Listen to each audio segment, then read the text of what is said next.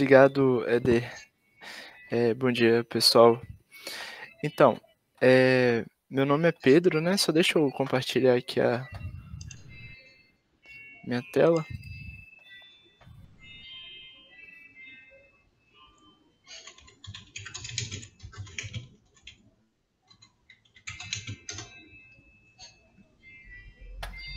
Vou pegar aqui.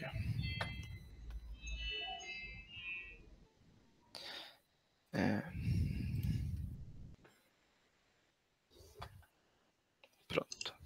Vocês estão vendo a minha tela, né? A versão estudante do HFSS. Ok.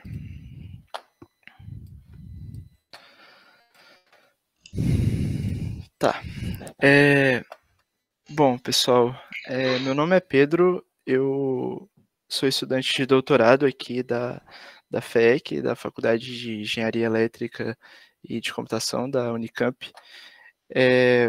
Eu sou engenheiro eletricista, fiz graduação no Instituto Federal de Minas Gerais, fiz mestrado na UFMG, trabalhei com antenas durante parte da minha graduação, trabalhei com antenas também no meu mestrado, agora eu estou trabalhando com ótica, comunicações óticas e antenas também, continuo com antenas. Então, a ideia aqui dessa nossa conversa, né, vai ser sobre aplicações de machine learning em projetos de antenas. Esse é o título, mas a ideia aqui vai ser passar um pouco mais sobre antenas. Então, a gente vai falar, mostrar alguns conceitos de antenas, bem o básico mesmo, de forma qualitativa. E como que a gente faz, né, para analisar antenas e projetar uma antena na tentativa e erro, basicamente. Então, como que a gente testa soluções, testa geometrias, e como que a gente consegue medir os parâmetros eletromagnéticos dessas antenas. Basicamente é uma continuação, ou talvez poderia até ser anterior à apresentação que o Diego fez também, mas é de forma complementar também o que o Diego mostrou muito bem sobre o HFSS, sobre simulações numéricas. Bom, pessoal, então a ideia então é falar sobre os conceitos de antenas, mostrar como que é feito, né, de forma qualitativa sobre as simulações numéricas, onde que encaixaria algum algoritmo de machine learning no projeto de antenas, análise de antenas, e simulações envolvendo o HFSS. Então, a ideia é, depois dessa apresentação, fazer uma apresentação rápida sobre alguns conceitos. A gente vai lá no HFSS, simula uma antena muito simples, que é uma das mais simples, que é o dipolo de meia onda. Só que parametriza esse cara, gera um banco de dados, e aí é o processamento de sinais. Então, eu vou parar aí nessa geração do banco de dados. E tentar mostrar o que seria entradas e o que seria entrada e o que seria saída. De uma rede neural, por exemplo, ou até do software HFSS. Bom, então, basicamente, antenas, ela converte, né, uma energia guiada para uma energia irradiada. Você tem aqui um exemplo básico da utilização de uma antena, né? Você tem um transmissor, um guia de onda, e a antena ela permite essa conversão de uma energia guiada, pode ser por um cabo coaxial ou por um outro tipo de guia de onda, para uma energia sem nenhum, que propaga no espaço livre mesmo. Uma outra antena é capaz de fazer a conversão de volta, né? Ela pega essa energia e converte aqui numa energia guiada, podendo ser observada aqui no seu receptor. Bom, então antenas elas estão no nosso dia a dia, elas podem ser usadas, elas são necessárias em radares, sensoriamento, radiotelescópio, nos nossos celulares, nas nossas casas, muitas vezes, para TV, para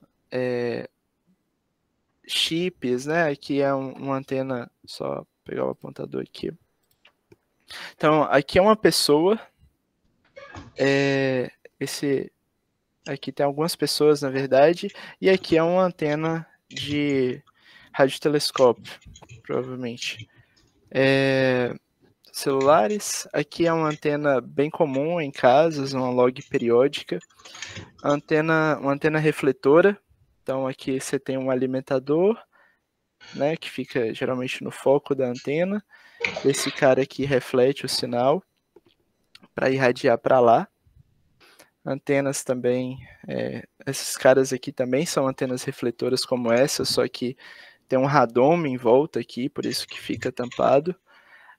Uma ilustração aqui de uma antena em um satélite, né?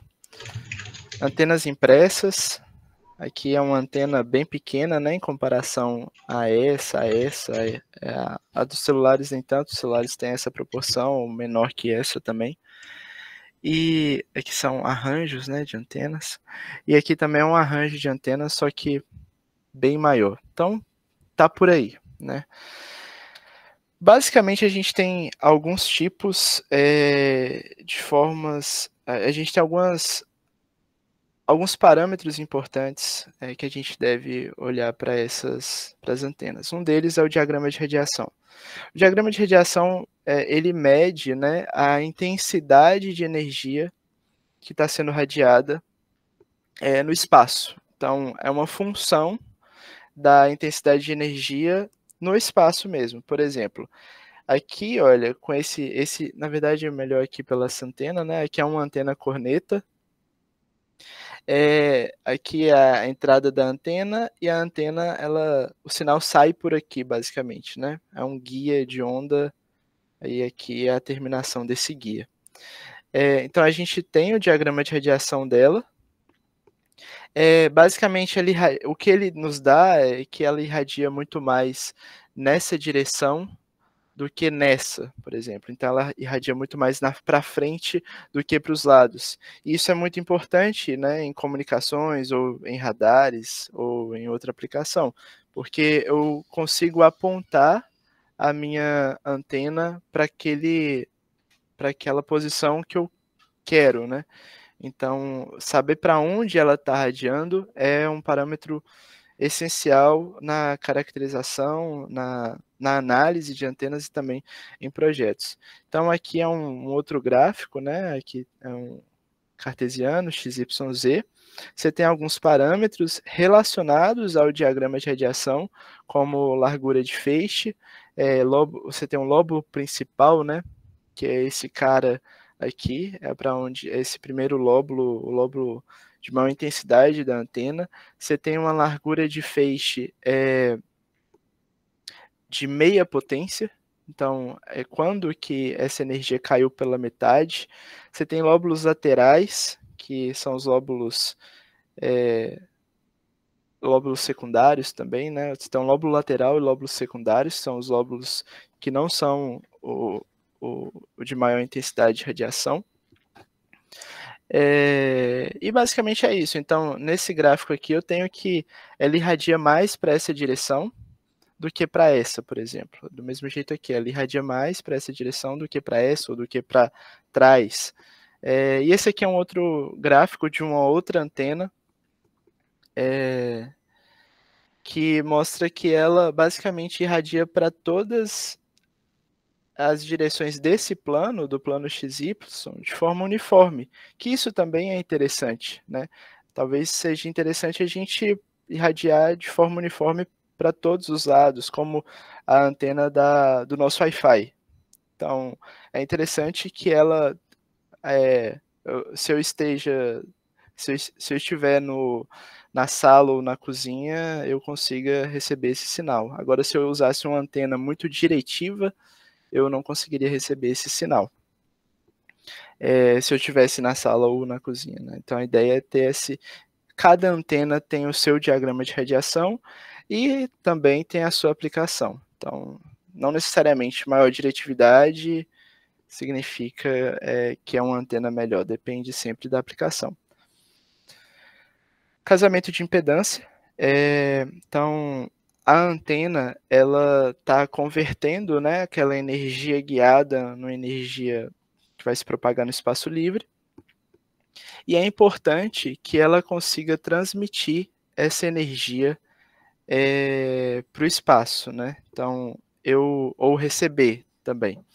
Então, é importante que a gente, basicamente, desculpa voltar, tá, pessoal? Mas é importante que a energia que está chegando aqui, basicamente, ela seja completamente radiada. Essa nossa ideia, né? Ou toda a energia que está chegando aqui, ela seja completamente guiada depois. Então, para isso, um outro parâmetro, né, além do diagrama de radiação, é o casamento de impedância. Então, a gente precisa que a máxima transferência de potência aconteça. E então aqueles parâmetros S, que provavelmente vocês já viram em algum momento, ou se não viram, é basicamente a minha condição para que eu consiga irradiar. Então isso depende da geometria da antena. E aí esse também é um parâmetro importante.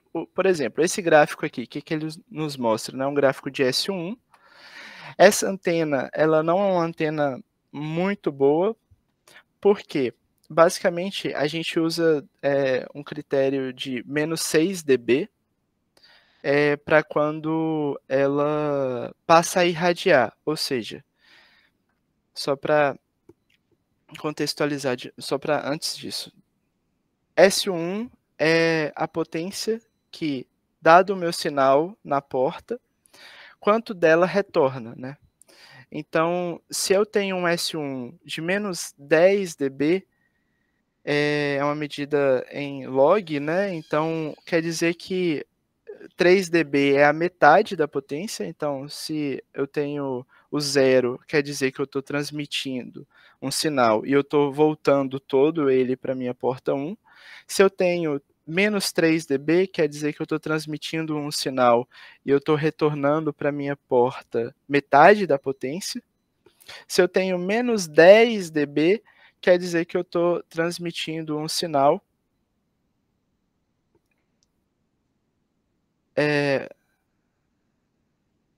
Teve alguma mensagem, Eder? Teve uma mensagem aqui, ó.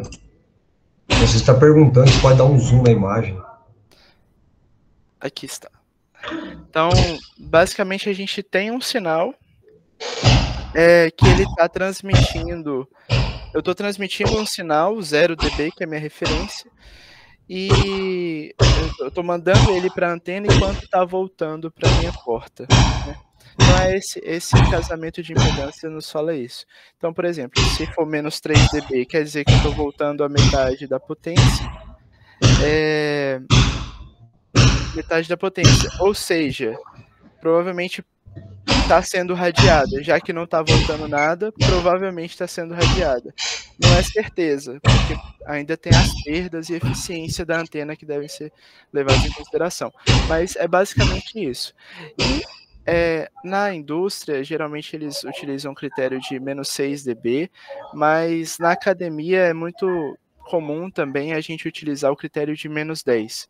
Por isso que eu disse que é uma antena, esse exemplo aqui é uma antena que não tem uma ressonância tão profunda, né? E a banda dela aqui também é pequena. Então é só um exemplo para a gente ter a ideia de um comportamento típico de S1. Então, ela operaria, né, muito bem, apenas nessa região aqui em torno de 14,5 MHz, tá bom? E megahertz, ninguém usa megahertz.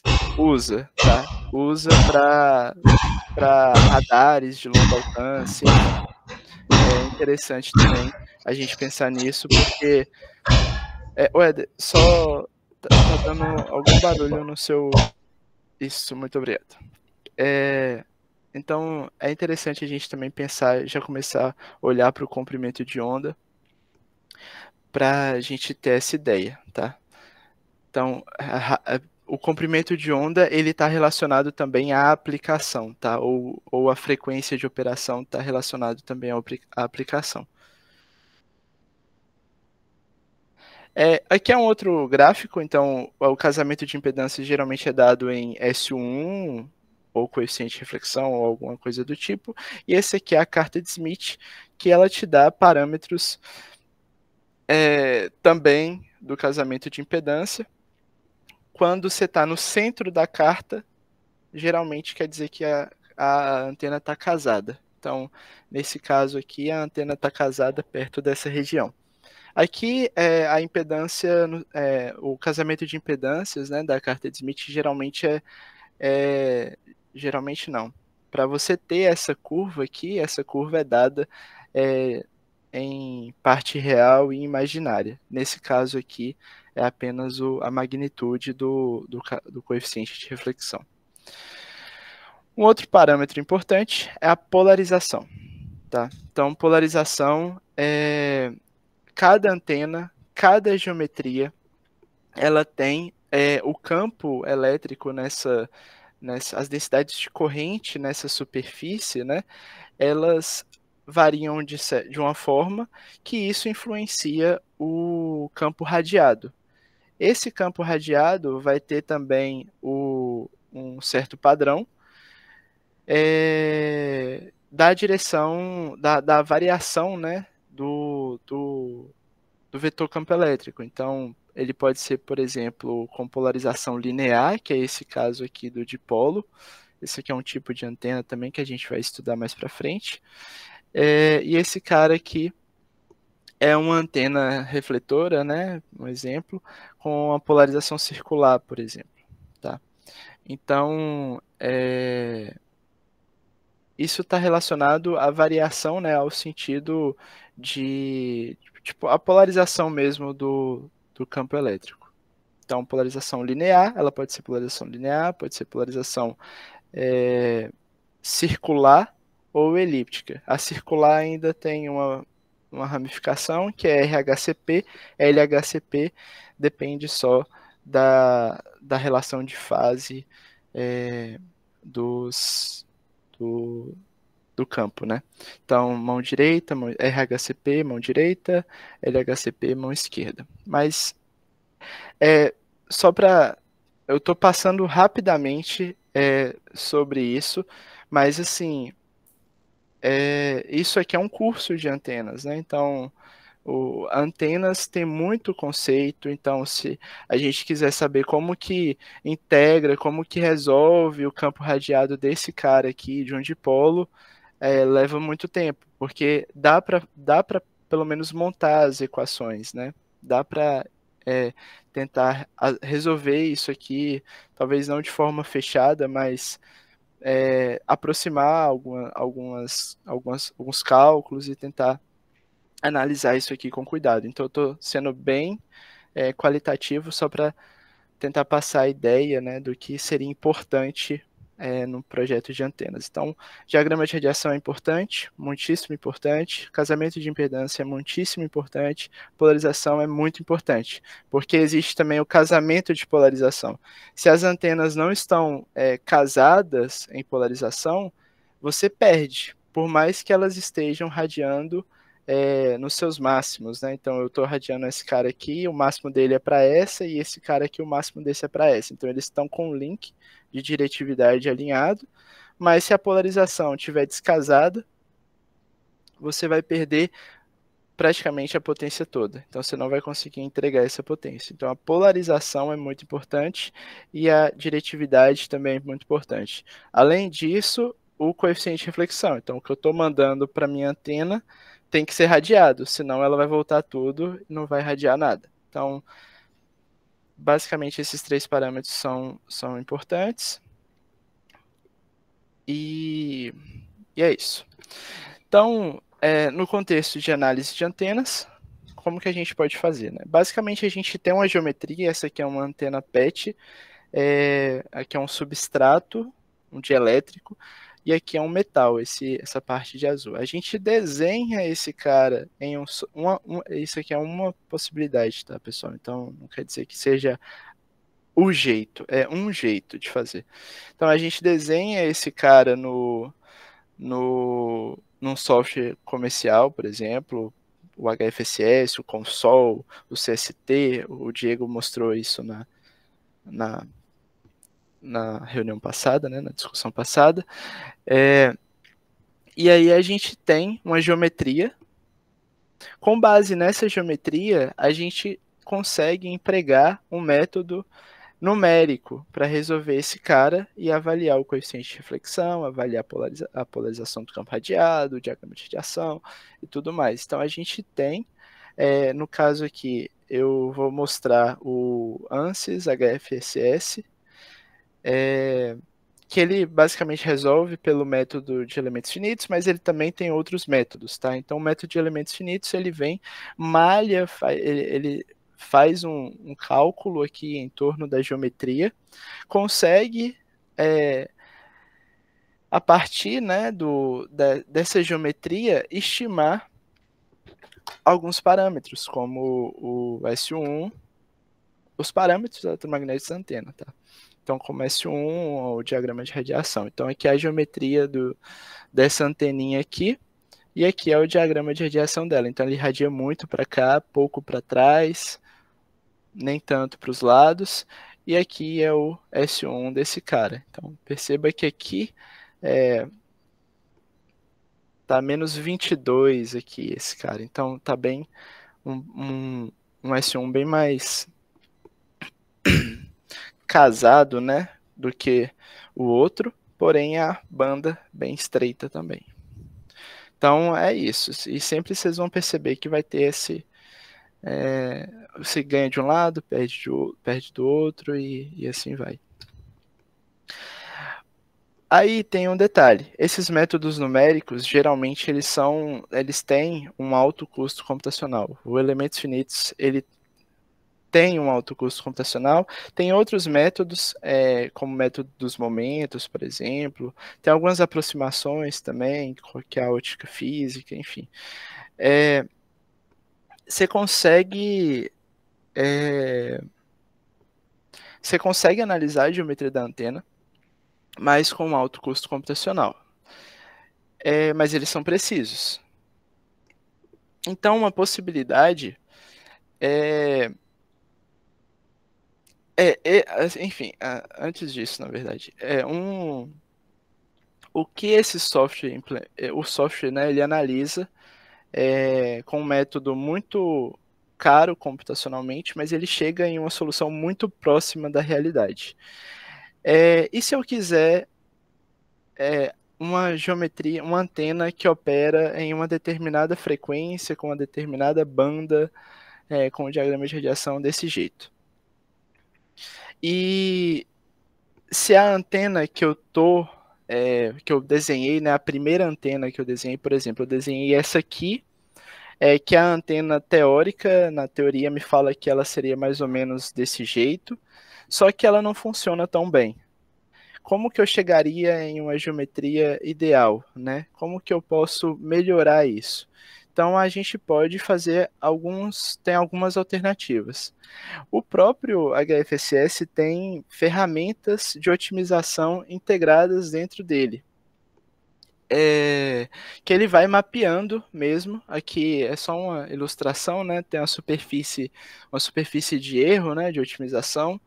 E aqui a gente tem que mapear esses caras tentando. Então a gente vai, testa uma solução, não está tão boa, qual que seria a próxima, e assim vai tentando mapear aquele terreno para chegar no melhor coeficiente de reflexão, para chegar no melhor diagrama de radiação, ou tentar otimizar outro parâmetro. Eu quero um RHCP com a razão axial top.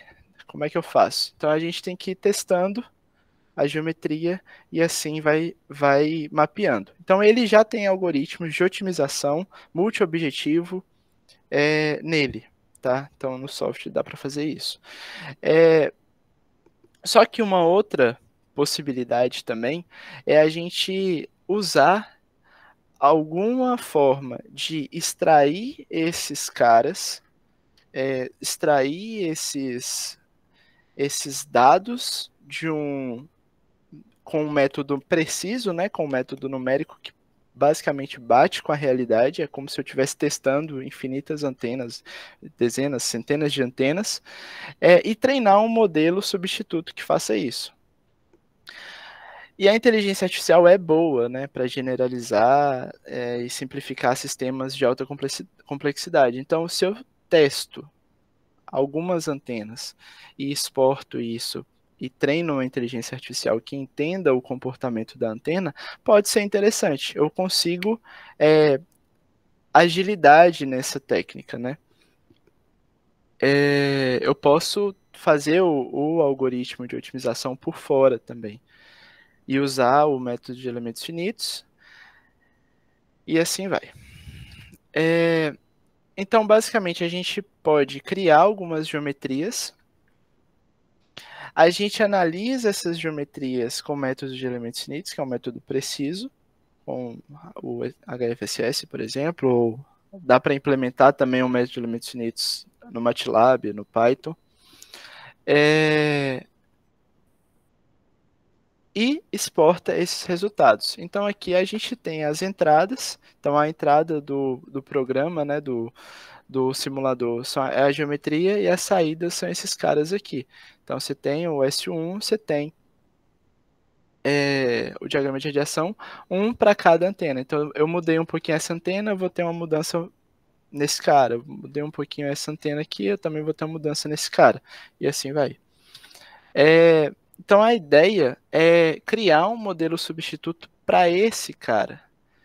Então a gente pode usar esse cara para gerar um banco de dados e depois substituir ou usar de forma complementar esse cara para reduzir a quantidade de simulações. Então, quando a gente usa um algoritmo de otimização do HFSS, é muito demorado também, porque dependendo da antena, o Diego aí mesmo está simulando arranjos de dezenas de comprimentos de onda, né, Diego?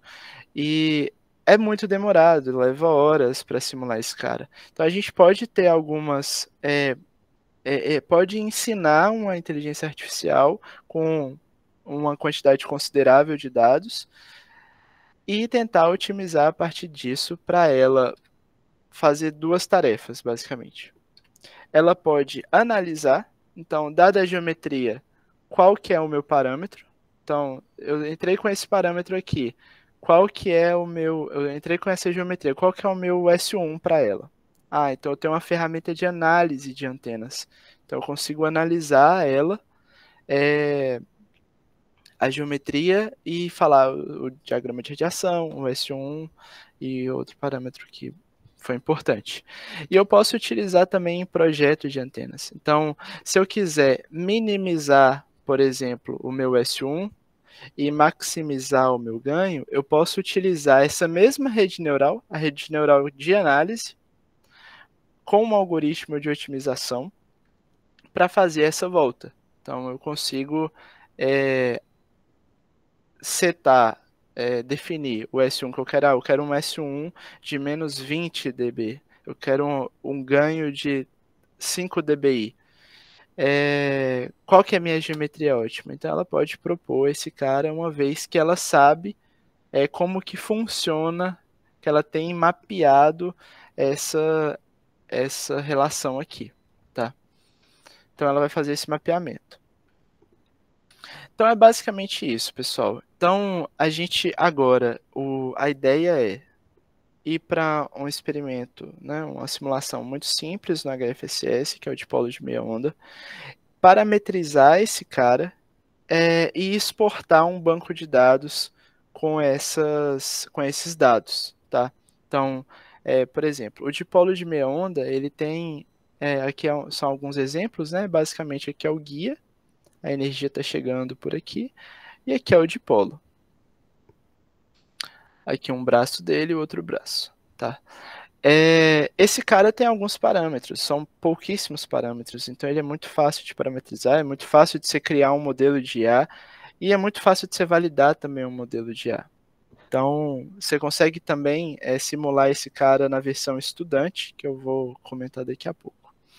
Então, ele tem basicamente o L, né, o comprimento aqui, ele é um dipolo de meia onda, então esse comprimento total aqui é de aproximadamente lambda sobre 2. Ele tem uma espessura, um diâmetro do tubo, e ele tem um espaçamento aqui entre eles. Então, tem um gap aqui, um comprimento L, e tem esse cara aqui, tá? O L total é de aproximadamente lambda sobre 2. Aqui um outro dipolo, né, um outro exemplo. E aqui seria, né, uma estrutura de uma rede neural de análise de antenas. Então, por exemplo, eu entraria com a frequência, por exemplo, eu quero analisar o meu casamento de impedâncias para uma frequência de 14,5 MHz, que é esse cara aqui. Só voltando aqui, eu quero analisar qual que é o meu casamento de impedância para esse cara. Então eu posso, se eu tivesse o modelo substituto, né? Se eu tiver esse cara aqui funcionando bem, então eu posso entrar com a minha frequência de 14,5, eu entro com um raio e eu entro com L. Então eu entro com esse L, ou entro com D aqui, na verdade, né? E aí eu teria qual que é o meu coeficiente de reflexão para aquela frequência. Isso aqui é uma possibilidade de rede neural. O pessoal trabalha nisso aqui, né? Então, então eu acho que a frequência não é tão importante, ou é? Então, onde que ela entra? Então, eu posso colocar também a frequência como uma função implícita aqui no S. Então, não precisaria estar na entrada. Enfim, isso aqui pode ser investigado, tá? Inclusive, o pessoal tem trabalhado em algumas redes neurais que fazem esse tipo de coisa, mas esse aqui é só uma possibilidade, então não quer dizer que é a melhor, ou, enfim. Então eu posso setar aqui a frequência, eu posso setar um R, posso setar o L, e ela pode me dar qual que é o coeficiente de reflexão. E eu posso gerar uma curva também, então eu posso falar, dado esse R, dado esse L, para várias frequências, qual que é meu S1? Ou ganho, só que o ganho depende de coordenadas espaciais, né? Então depende de θ e φ, então eu teria que entrar aqui o θ e φ, por exemplo. Ou conseguir alguma forma de colocar isso como uma função implícita ali na saída, né? Mapear isso de alguma forma. Então, é importante, esse slide aqui é basicamente para a gente perceber o que é o dipolo de meia onda e que é importante a gente parametrizar esse cara. Então, esse cara é fácil de parametrizar. Ele tem um diâmetro, um tubo, tem um diâmetro, tem um comprimento L, tem um espaçamento de um gap entre eles. Então, a gente consegue parametrizar isso e a gente consegue passar isso aqui para uma regional, por exemplo. Tá bom, pessoal? Então, alguma dúvida, gente? Agora seria a parte do HFSS. Então vai ser uma simulação rapidinha aqui que a gente vai montar. Tudo certo, né?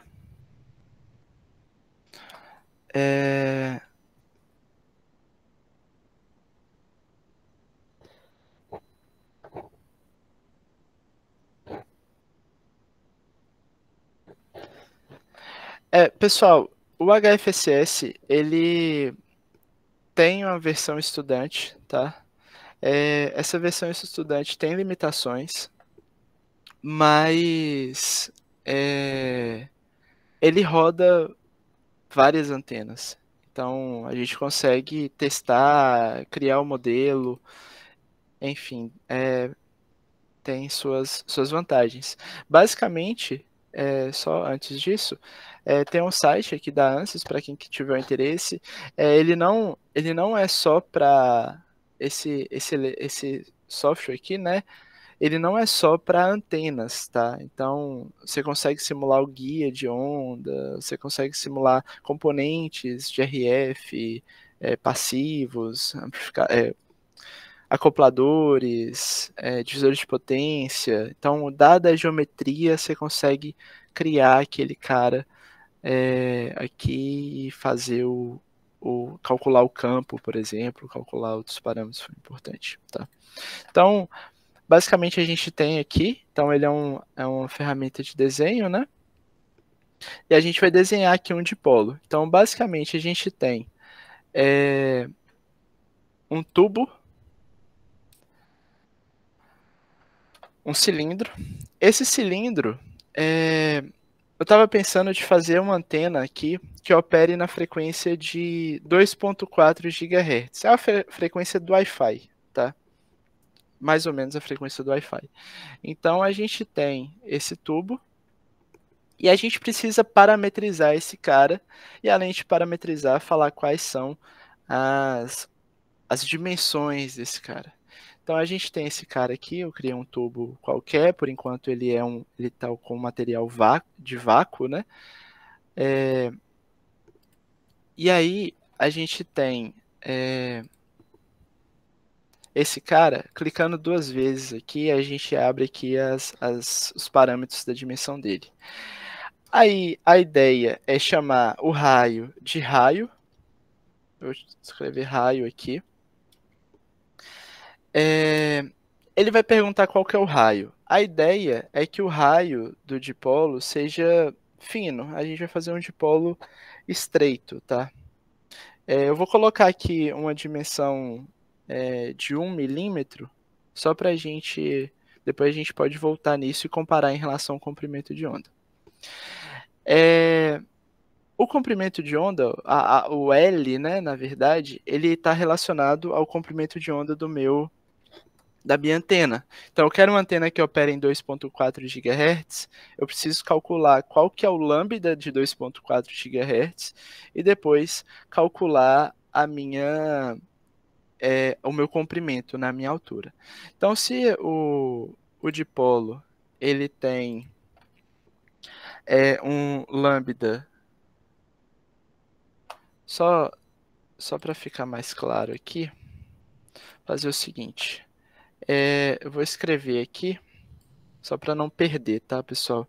Então, se a gente quer uma frequência de 2.4 GHz, e eu sei que a velocidade da luz é... Deixa eu trocar aqui. Eu sei que a velocidade...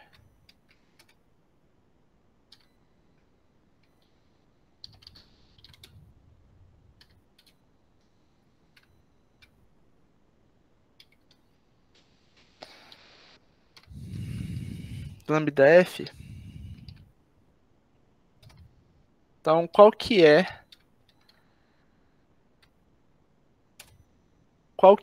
o lambda aqui, pessoal?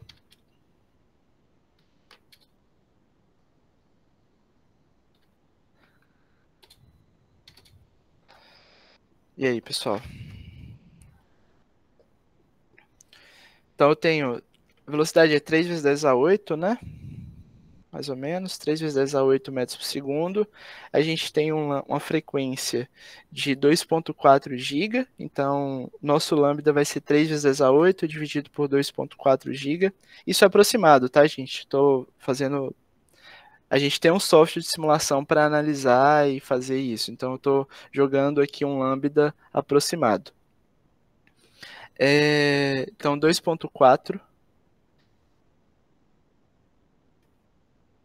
vezes 10 a 9. Então, o lambda dá 0,125 metros. Ou seja, nosso lambda total é de 12,5 centímetros. Só que o nosso dipolo, ele é de lambda sobre 2, tá?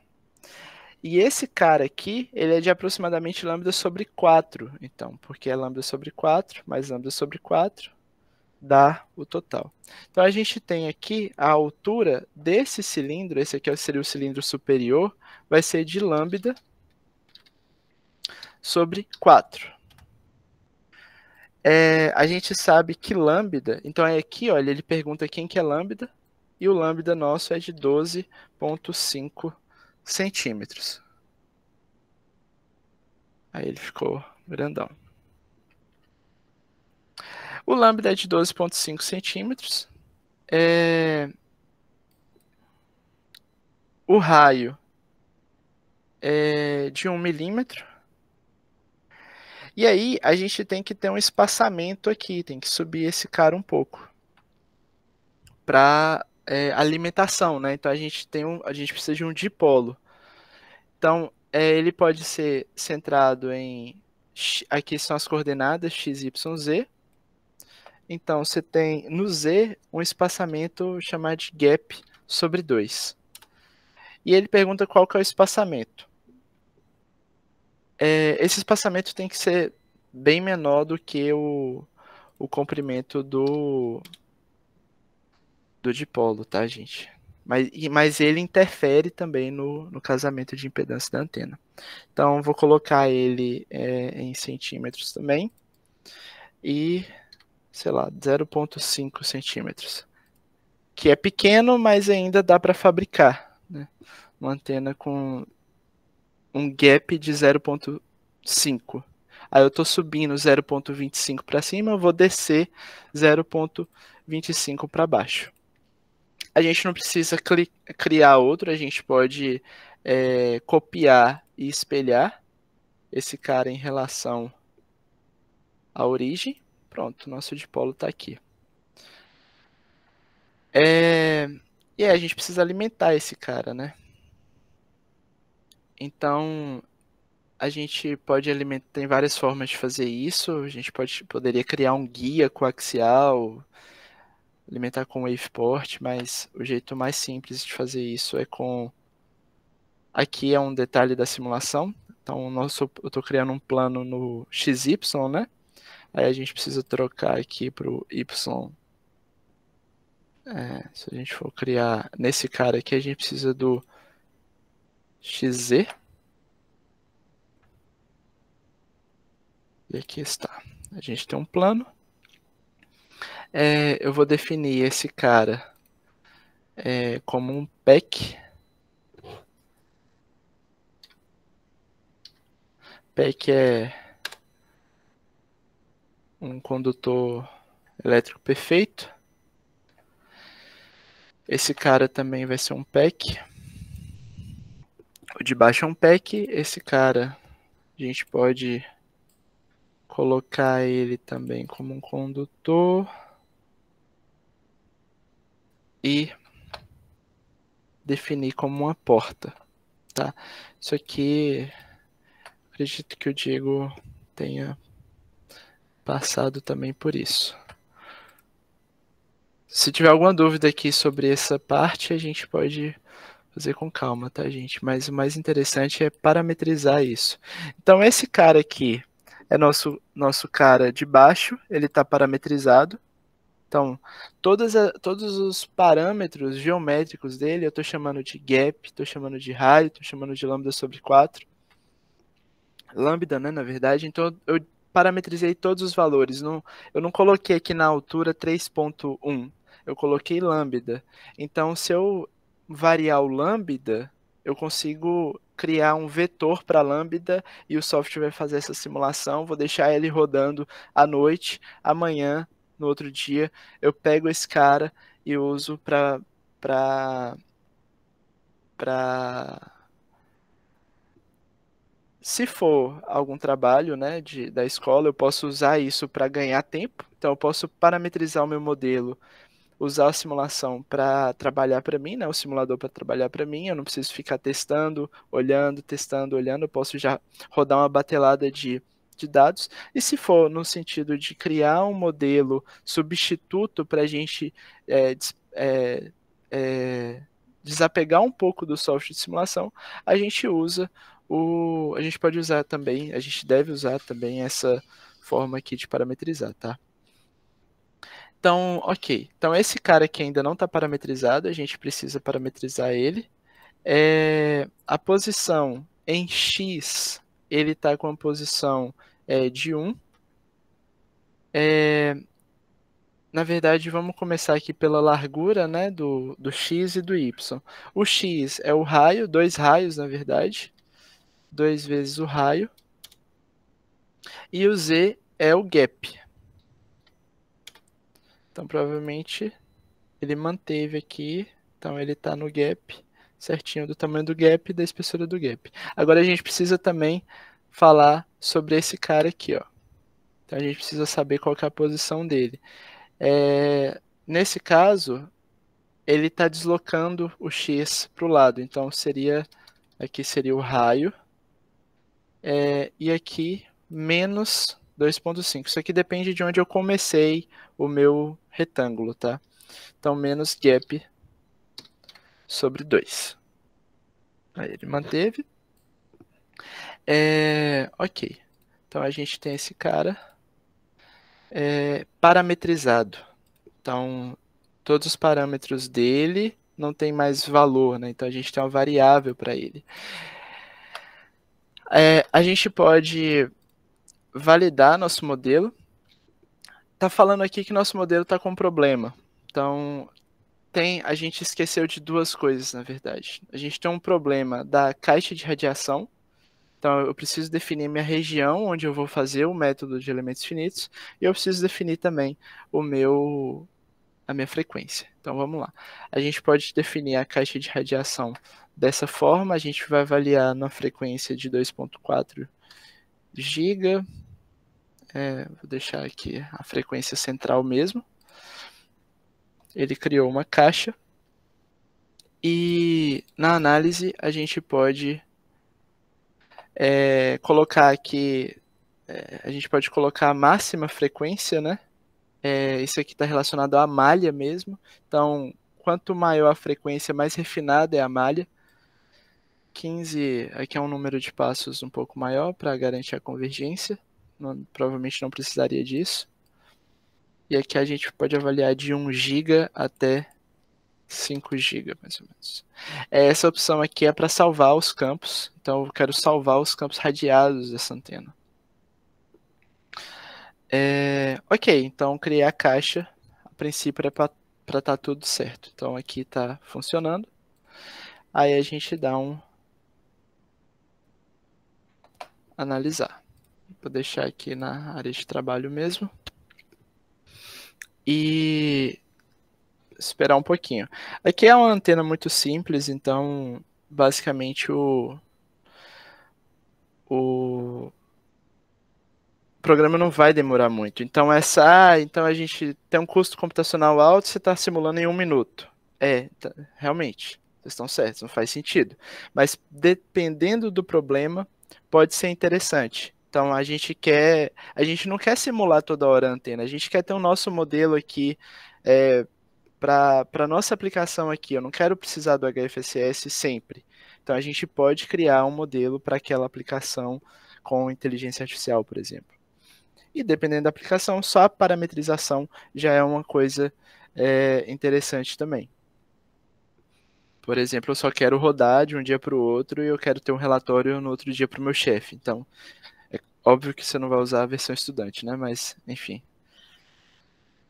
dá para ter isso. A gente consegue criar, então já rodou, a gente consegue criar aqui o S1 da antena. E a antena funciona aparentemente, tem um coeficiente de reflexão, um S1 aqui abaixo de menos 10 para entre 1,8 e 2,1, só que não está na frequência que a gente pensou. Alguém tem uma ideia ou por que ela não está na frequência que a gente pensou? Vocês dormiram, gente? Quando vocês pensam Ela aí, tá um pouco grande demais. tá um pouco grande demais. Um dos motivos, Diego, é porque a gente calculou o L, né? Falou assim, olha, a gente tem um L de lambda sobre 2. Então, a gente calculou esse cara aqui como lambda sobre 4. Deixa eu esconder ele. Esse cara aqui como lambda sobre 4, só que a gente ainda deu o espaçamento. Então, esse cara aqui está influenciando também no comprimento total da antena. Ele poderia ser menor. E sim, quanto maior a antena, menor a frequência de operação dela. Isso a gente também consegue perceber por essa fórmula aqui, né? Quanto maior a antena, na verdade, quanto maior a frequência de operação, menor o comprimento de onda. E se é menor o comprimento de onda, menor a antena. Isso é o dipolo, tá? Mas, no geral, as antenas seguem esse padrão. As antenas menores são para comprimentos de onda menores também, ou frequências maiores. Então, a gente tem esse cara. Só vou gerar aqui o diagrama de radiação dele para a gente dar uma olhada.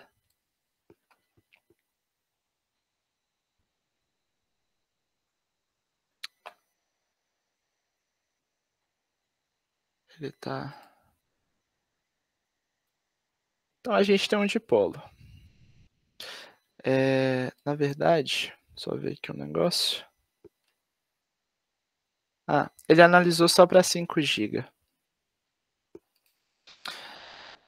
Ok, então esse aqui é o ganho, esse aqui seria o ganho da antena para 5 GB. Ela não está casada nos 5 GB, então não é tipicamente o diagrama do dipolo para 2.4, mas ele já tem algum padrão aqui por ser omnidirecional, enfim.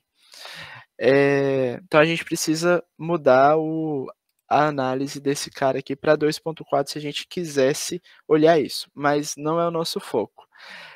Só Eu mais acho que uma. dá para mudar ali nas configurações mesmo. Então, mas Onde aqui ele não. É porque ali no cantinho Solution tá para Less Adaptative. O sweep. Isso. Ele pegou sim. Obrigado, Diego. Tá, né? Valeu. Aí sim é o diagrama típico de um dipolo. Então, interessante também é que a gente consegue perceber também a influência da frequência no ganho da antena, né? Então, se a gente quisesse plotar, já que ele pegou o sweep, a gente pode plotar mesmo um plot retangular aqui do ganho para determinado θ, tá? Em dB. E aí a gente pode escolher um valor de φ. Φ é independente aqui, a gente está percebendo que ele é omnidirecional em φ. E a gente pega a frequência, na verdade aqui a gente troca, na verdade. Aqui a gente pode pegar, em vez de ser em função do θ, a gente plota em função da frequência, fixa o θ e fixa o φ. Eu vou colocar no θ de máximo, θ 90 aqui, tá?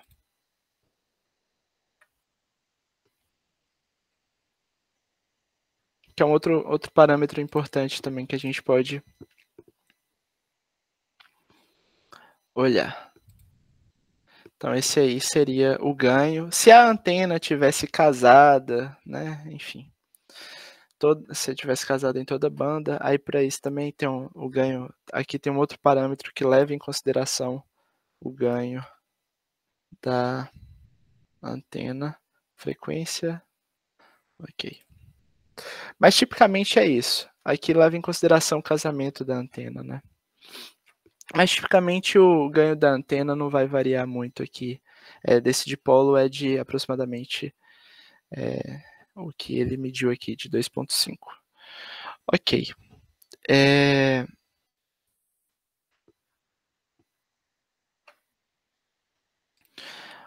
Ok, pessoal. Então, a gente tem esse cara. Agora a ideia é gerar os dados, né?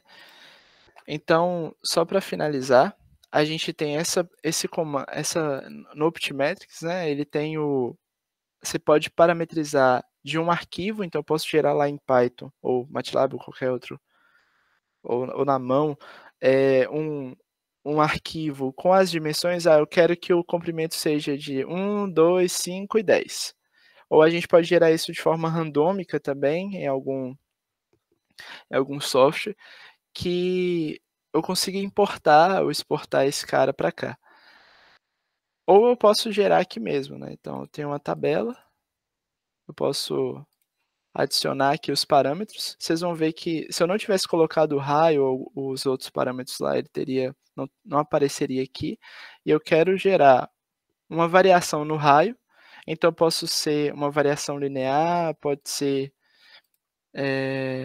uma outra forma aqui, né, de variar esses caras. Vamos colocar linear com, sei lá, 3 valores aqui do raio, entre 0.5 e 1.5. E o outro cara pode ser o gap, por exemplo, ou o lambda. O lambda influenciaria no comprimento, né? Mas aqui a gente vai ver alguma coisa também em relação ao casamento. Então a gente pode pôr, vamos pôr 0. Extrapolar aqui, 0.1 a 1. Vamos pôr 3 valores aqui também. Ok, e aí ele vai gerar uma tabela. Então essas aqui são minhas combinações. Eu poderia gerar essa tabela aqui no Python ou em outro software e exportar para cá. Ok, então a gente vem aqui. Então ele já vai analisar. A gente agora analisar tudo, né? Então seria ele vai analisar essas combinações que no caso são algumas combinações aqui da tabela. Exportando esse cara, na verdade são 8 ao todo, né? 9 ao todo. Exportando esse cara, a gente vai ter um arquivo CSV pronto para a gente trabalhar. Então ele vai salvar. Aí a gente pode pôr para salvar campo, a gente pode pôr para salvar o S1 apenas, enfim. Eu estou achando que vai demorar um pouco. A gente pode fazer o seguinte, eu vou interromper aqui. Eu vou tirar, não vou salvar mais o campo, que eu acho que ele vai rodar mais rápido.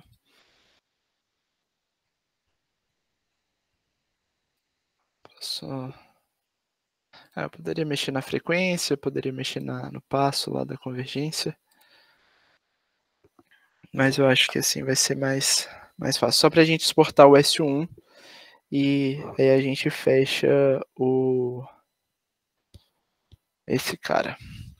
E é isso, pessoal. Enquanto roda aqui, vocês têm alguma dúvida? Alguma... Ô Pedro, eu tenho uma dúvida aí, rapaz. Manda bala. Então, pelo que eu entendi, vocês podem me corrigir aí, fiquem à vontade de me corrigir. Você faz o projeto da antena no HFSS, aí desse projeto você extrai o arquivo .csv ou TXT ou algum tipo de arquivo, desses arquivos que você coloca na rede neural para treinar, certo? Isso. Aí pode falar. Não, pode ser feito dessa forma. Essa é uma abordagem, sim. Então, aí não, continue, depois eu falo outra pergunta. Não, eu acho que é isso. Aí depois que você tem esse arquivo, a gente pode usar uma rede neural que substitui é muito forte, né? Mas que realize uma tarefa parecida do que o HFSS faz, porque ela foi treinada com o que o HFSS faz. Então a gente tem uma rede neural. Esse cara vai responder muito mais rápido, então é milissegundos, a gente entra aqui e sai aqui. Não precisa ressimular toda vez numericamente aquele modelo. Então, se a gente tem um cara que faça isso, a gente consegue, por exemplo, usar essa rede neural como algoritmo de otimização. Então, a gente tem um algoritmo de otimização que vai mapear aquele terreno, só que com uma ferramenta, né, um modelo que é muito rápido. Então, a gente consegue testar milhares de combinações em pouco tempo. Agora, o algoritmo de otimização no HFSS, usando um método numérico preciso, pode demorar muito. Então, a gente consegue aprender a antena, o comportamento da antena, com menos modelos. Poderia, né? É uma possibilidade, a gente pode fazer isso. A gente aprende o modelo da antena com menos modelos, usa um algoritmo de otimização para projetar a antena depois. Então, eu quero minimizar o coeficiente de reflexão, eu quero maximizar o ganho, qual que é a minha geometria? Então, usando isso. E a gente também pode treinar a rede neural ao contrário. A gente pode falar, olha, esse é o meu S1, esse é o meu ganho. Qual que é a minha geometria? A gente pode também treinar a rede neural sozinha. Ela mesma seria o algoritmo de otimização mais a rede neural. Então, é basicamente dessa forma que pode ser feito. Uma das formas que pode ser feita. Pergunta da Gabriela agora, hein? Tá. Então, essa simulação é realizada com algum material específico, cobre, ferro. Imagino que o material afeta a impedância e outros aspectos de reflexão da antena. Exatamente. O material, a geometria é a antena. Então, assim, a geometria da antena é muito importante. O material, se no lugar de ser um condutor for um dielétrico, tchau, a antena não vai mais funcionar do jeito que você esperava. Você está certíssima, Gabriele. Era essa a sua pergunta mesmo? Só para exemplificar um pouco mais, aqui, olha, a gente setou esse cara aqui, esse cilindro, ele é um PEC. Eu estou falando que ele é um condutor elétrico perfeito. Mas a gente tem, quando a gente seta aqui, é uma biblioteca da ANSYS mesmo, a gente tem o material desse cara. Então, cadê? Aqui. Então, a gente tem várias opções aqui. Então, a gente tem esses caras,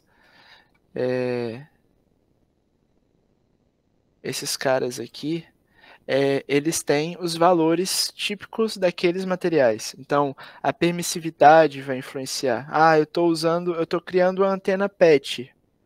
Essa antena PET, ela é cobre em cima, é sempre é difícil generalizar as coisas, mas é cobre em cima, substrato, cobre embaixo, uma possibilidade. Então, se eu mudo a permissividade desse material, se eu mudo o material, na verdade, eu influencio esse cara. Então, a capacitância de um capacitor de placas paralelas depende da permissividade. Então, isso influencia, com certeza. Para complementar a pergunta da Gabriele, qual que seria a diferença de fazer com um condutor perfeito e com cobre, por exemplo?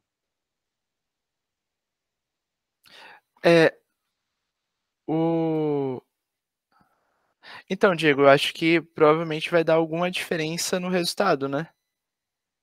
O cobre provavelmente não. A gente consegue ver aqui, olha, o PEC, as especificações dele, né? Então é tudo zero, infinito. Agora o cobre, ele vai ser, vamos ver aqui. Ele tem valores específicos, né? Então, alterando a condutividade daquele cara, pode alterar um pouco os resultados. Mas provavelmente vai ser muito, nesse caso aqui, como é baixa frequência, vai ser baixa frequência assim, não vai ser em dezenas de gigahertz, sub-terahertz, então acho que ainda vai quase cravar o PEC com o... Você simulou, né, Diego? Você fez recentemente. Mudou muito? Então, Você fez Não para sei dois se é uma impressão minha, acho que não, mas o PEC é um material ideal, né? é um E material eu acho ideal. que o HFSS, o CST, ele acaba usando isso para meio que otimizar a simulação e ficar um pouquinho mais rápido. Com certeza. Então, eu acho que, pelo menos quando eu uso o Cobre, por exemplo, o Cobre talvez te dê um resultado mais próximo da realidade, só que o PEC talvez simule um pouquinho mais rápido. O Como as PEG. condutividades são muito grandes dos dois, às vezes o resultado não é tão diferente, né? Eu acho que o resultado vai ser bem próximo. Em 2.4 GB. Inclusive a espessura também, né? Então a gente fala que é por exemplo, se uma antena impressa é uma placa, é um plano, na verdade. Mas ela também tem uma espessura. Então isso pode influenciar. Quanto vai influenciar é o software de simulação que pode dizer. E assim, quanto mais real, já que o software ele permite colocar a permissividade que é uma permissividade medida mesmo, uma permissividade experimental do material, compensa você criar um modelo o mais preciso possível. Então, a chance de bater, de cravar o resultado, se você tiver um modelo mais preciso, com a permissividade correta, com o parafuso no lugar certo, provavelmente vai ser bem grande. Então, esse HFSS tem uma precisão muito boa, né, Diego? Você tá trabalhando mais com HFSS que eu acho. Não sei. Pouquinho talvez, mas queria perguntar o que você tem visto aí da área? O pessoal tem utilizado outros tipos de inteligência artificial, talvez Então, IA tem. generativa, alguma coisa do tipo? Nesse contexto, eu vi que o pessoal tem utilizado CNNs para em vez de entrar com a geometria, entrar com R, com raio, com L, com G, os parâmetros mesmo, a gente pode entrar com uma geometria. A gente pode entrar com, por exemplo, com a geometria não, com a intensidade de campo próximo da antena. Ou a gente pode tentar trabalhar alguma coisa nesse sentido. De IA generativa, eu acho que tá na onda agora. Tipo assim, se quiser trabalhar com IA generativa para isso, em 2024 saíram alguns artigos nesse contexto de CNN, de tentar nessa ideia que eu estou falando aqui, mas generativa eu não lembro. Mas provavelmente dá certo sim e pode ser muito bom, Diego. Você viu alguma coisa, Diego? Aquelas Não, perguntas que você faz sabendo a não, resposta, né? não. Assim, eu vi, não no contexto de antenas, né, mas eu vi esses dias no contexto de filtros, É. só que eu achei pouco simples demais, sabe? Porque era aqueles modelos com quadradinhos, e aí a Ah, generativa eu gerava um modelo com quadradinhos. Aí me pareceu um pouco muito inicial ainda, talvez. Mas é, de antenas eu não tinha visto ainda.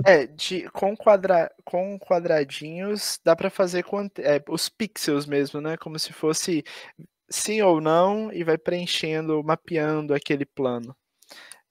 Dá para fazer, eu acho que dá para fazer sim. E a mesma coisa daria para fazer aqui, mas é inicial.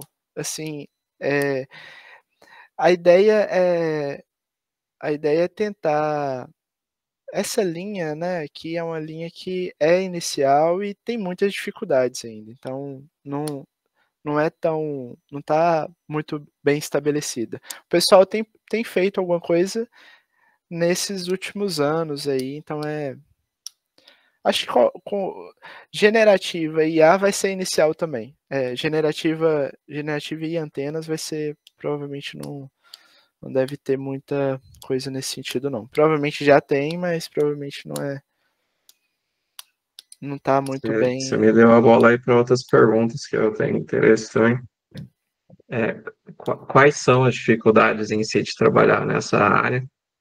E pelo que eu entendi, você acaba usando esse arcabouço também em outras áreas, tipo na ótica, por exemplo, né? Sim, Recentemente eu vi você comentando, nossa, eu estava fazendo milhares de simulações de alguma coisa ótica. Acho que você sim, estava lá com o professor no laboratório. É sim. similar? Como que é levar para essas outras áreas? Então, eu acho que essa ideia de, por exemplo, se a gente tem um modelo que porque a IA é boa em aprender não linearidades, sistemas complexos, né. Então se a gente tem algo que a gente consegue quantificar, então tipo assim: "Olha, eu consigo medir uma resposta legal e se eu tiver isso aqui muito bom, minha antena vai funcionar bem, ou alguma outra coisa que eu faço vai funcionar bem". Eu quantifiquei o meu parâmetro. Se eu quantifico minhas entradas e saídas, é fácil de fazer isso, e ele tem uma não linearidade alta, ele é um sistema complexo, que os modelos fechados não são bons o suficiente, não tem, tanta, não é tão confiável, não é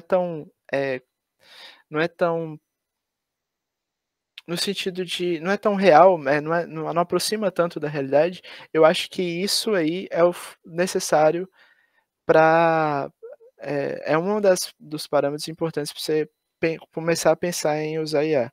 Então, tipo assim, eu tenho um problema complexo, isso não é não a ma o esse mapeamento não é feito de forma analítica tão não é trivial e isso aí começa a ser interessante. Pode ser. IA é uma bazuca, né, ela pode ser usada para muita coisa, e tem que pensar bem se vale a pena usar. Então, eh, tem que pensar bem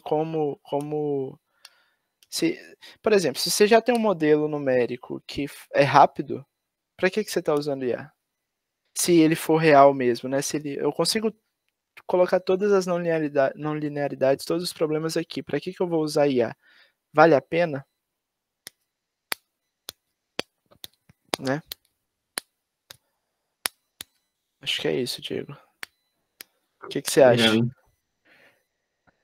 É, eu gostei muito do jeito que você colocou lá do a IA ser uma representação simples para pra um problema complexo, né? Eu E gostei no muito disso que você fundo trouxe. E eu não tinha pensado ainda nesse caso que você falou, porque às vezes, sei lá, eu vou projetar uma antena, algumas antenas são mais simples, né? Que nem o dipolo, você vai aumentando os tamanhos, diminuindo os tamanhos, você chega rápido onde você quer ali. Mas nem sempre é assim, né? Às vezes você aumenta, aí o resultado aumenta junto, mas aí às vezes você aumenta, o resultado começa a diminuir de novo. É isso, uma... Não tinha pensado ainda nesse caso de ser uma coisa mais complexa de você fazer o tuning na mão e otimização demora muito e tudo mais. Então, gostei dessa visão ali que você trouxe, que eu não tinha pensado ainda. valeu, Diego, mas e pode ser usado, por exemplo, em RIS, né, para definir também, é uma superfície complicada e tudo. Eu acho Uhum. que, pode ser possível também, não como o coração do trabalho, mas como uma ferramenta auxiliar ali, né. Uhum. Então no projeto, se eu uso isso como uma ferramenta auxiliar, pode ser interessante. Só Éder, e Diego, e o pessoal, né, só para gerar aqui, olha, então acabou a simulação, a gente consegue gerar o S1 para os valores nominais, mas a gente pode gerar para todos também, para todas as combinações de raio e gap. Então aqui, olha, a gente tem eh, algumas curvas. E a gente consegue exportar esse cara. Nesse caso, de novo, é o dipolo, mas poderia ser uma confusão esse cara. O dipolo é bem tranquilo de conseguir ir fazendo isso na mão, mas poderia ser vários parâmetros, dezenas de parâmetros, e você mexe um, atrapalha no outro, e assim vai. E aí a gente consegue, na verdade, deixa eu ver se eu aí a gente tem aqui o CSV desse cara. Então ele vai te dar, Aqui, olha, ele te dá os valores de gap, o valor de raio, o valor de frequência e o valor de S1. Então, você já tem uma tabela alterando aqui os valores. Então, ele fixa o R, fixa o raio, fixa o gap e te dá a curva. Fixa o R, fixa o gap e te dá a curva. E assim vai. Então, aqui a gente tem já 9 simulações, por exemplo. Então, é uma ideia, né? Então, o dipolo é muito simples, mas a gente tem um caminho aí. Ah, eu quero trabalhar com... E se eu achar que mexer com... Igual, eu vi esse artigo de campo próximo. Então, eu fiz um mapeamento do campo próximo. E o campo próximo vai ser minha entrada ou vai ser alguma coisa lá no meio da minha IA. Então, eu vou conseguir um resultado melhor. Ela aprendeu mais rápido, precisei de menos ainda, um banco de dados menor. Foi precisa e como foi. E é isso, pessoal. Acho que estendi um pouco, né? Não, tô tranquilo. Não, acho que é só para ver se eu entendi bem. É só pegar esses dados, coloca numa rede neural de uma maneira mais simples, né? Aí você treina ela, aí a hora que você quiser como falo, o modelo que você quer, você coloca na IA, ela te dá os valores, você coloca no HFSS, né? Se fosse ver bem. Isso. Você pode realimentar o HFSS. Entendi. Não, show de bola. Não tá vendo a conversa você com o Diego aí, né? Meio que me deu uma abertura na minha mente, assim, essa parte. Eu sou mais da parte de IA, né? Não sei se vocês sabem aí, né? Então deu até uma abertura até de se implementar mais nessa parte do HFSS, né? Também não sei se dá também, se já estava mexendo com isso aí já, né? Daria também para a IA ela operar como fala, tipo, com RP, operar o HFSS também, você colocar o parâmetro lá que você quer e a IA operar o HFSS, você chegou... Tem ferramentas do Python que você consegue abrir o HFSS, gerar a geometria e extrair os resultados. Aí você precisa colocar um algoritmo de otimização junto com essas ferramentas. Então, você cria um código para... Você deixa tudo automatizado, isso é possível sim. Você cria um algoritmo de otimização no Python, o seu algoritmo de otimização. Só que aí o problema é que demora. Então, e isso é importante também, você gerar, por exemplo, uma empresa que tem dezenas de engenheiros de RF fazendo antenas.